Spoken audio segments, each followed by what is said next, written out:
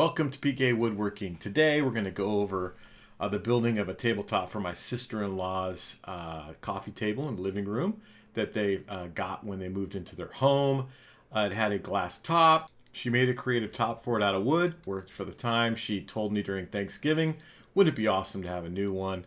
And so got some wood, glued it up, did some selection to make it look nice as it went through, and then now I'm sanding it flat. Really nice to have that 37-inch width to be able to go through this. A couple of runs through. I was using some fairly aggressive sandpaper, I think 60 on the front, 120 on the back, which meant there was lots of sanding to do. So you're going to see me sand, and then I'm going to use some water to raise the grain a few times while I'm sanding, and continue the sand process front and back. I ended up putting up coat of finish on the front and the back to try to keep this from warping over time, but during the whole time I had it here, it was consistently flat, so I feel like it's going to stay flat. I'm just going to move up here through sandpaper grits to get some of the scratches off of the drum sander and to make sure that the finish is going to come out perfect.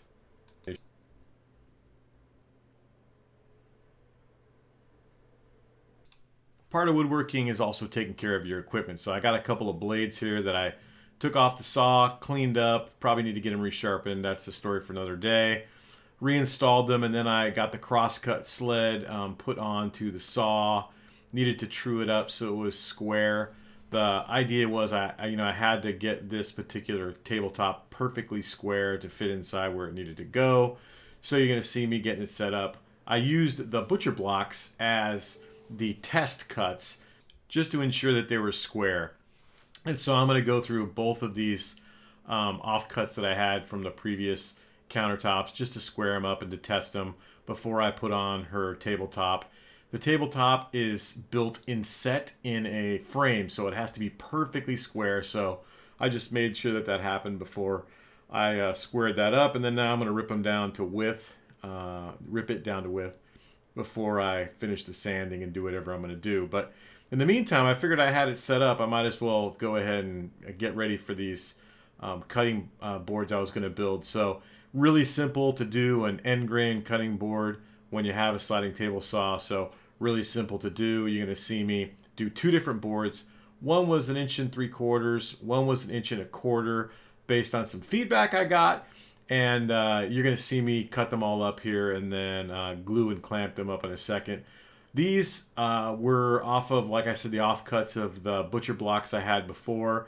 A couple of them, the glue failed, the original glue failed, so I had to glue those back up before I glued these all as a group. But you're going to see me, line them all up, spread the glue, put some clamps on, pretty basic stuff. And what's not there is me sanding them off and making them look all pretty.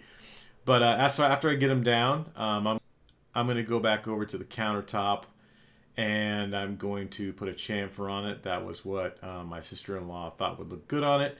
I'm going to sand up, polish up the edges, and then you'll see some stills of it finished with the actual finish on it. So excited about how this entire project came out. I'm excited that it gave me a chance to get those cutting blocks done too.